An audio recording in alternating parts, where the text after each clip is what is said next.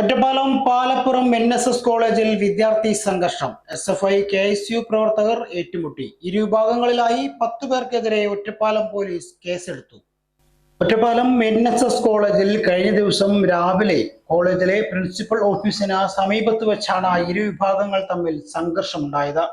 സംഘർഷത്തിൽ KSU പ്രവർത്തകരായ Fawad Abdul Kareem, SFI പ്രവർത്തകരായ ഫാഹിസ് ജിതിൻ എന്നിവർക്കാണ് പരിക്കേറ്റത്. ആരുടെയും പരിക്കുകൾ ഗുരുതരമല്ല.